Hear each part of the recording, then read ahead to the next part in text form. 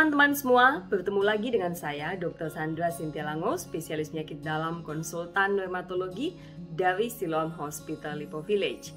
Teman-teman, hari ini dalam Instagram Autoimmune Dermatic Info, saya akan membahas tentang lupus dan skleroderma. Lupus dan skleroderma adalah dua penyakit yang berbeda. Teman-teman, bulan ini kita sudah memasuki bulan Juni. Jadi Juni merupakan bulan waspada skleroderma. Nah, ini kesempatan buat saya dan buat teman-teman sekalian untuk memperkenalkan skleroderma pada masyarakat luas.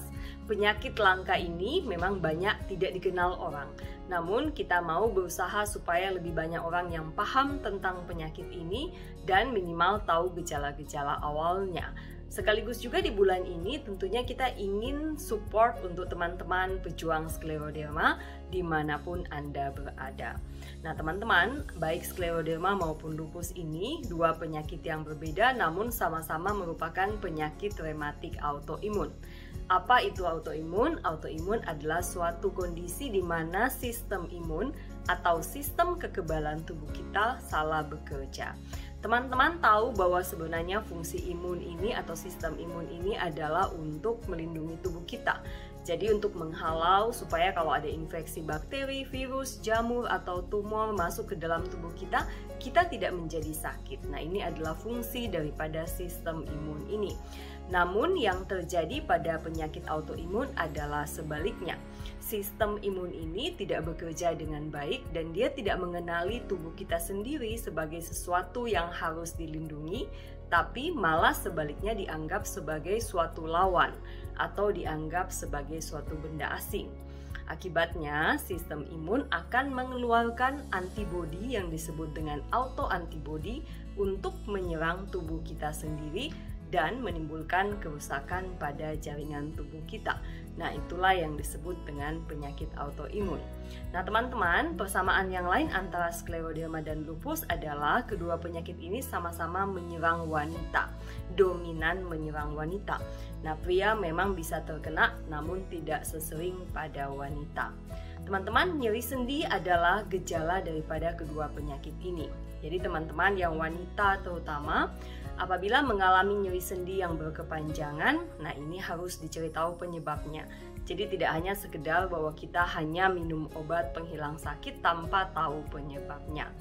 Nah, kemudian kelainan kulit adalah dua gejala yang bisa timbul pada pasien dengan skleroderma maupun pada pasien dengan lupus.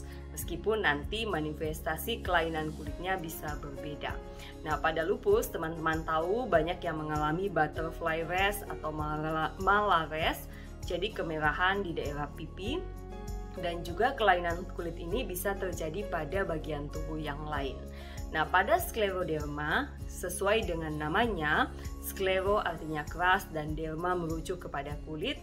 Ini berarti adalah suatu penyakit kulit keras. Jadi memang gejala utama skleroderma adalah kulit yang mengeras. Teman-teman bisa melihat pada kulit skleroderma ini tampak seperti kehitaman, dan di atas kulit yang kehitaman dan mengeras ini kadang-kadang timbul bintik-bintik putih. Nah, ini yang disebut dengan salt and pepper appearance. Nah, teman-teman sekalian, itu adalah gejala yang bisa timbul pada skleroderma. Nah, teman-teman, baik lupus maupun skleroderma, keduanya memiliki persamaan juga yang lain yang bisa mengenai organ-organ tubuh.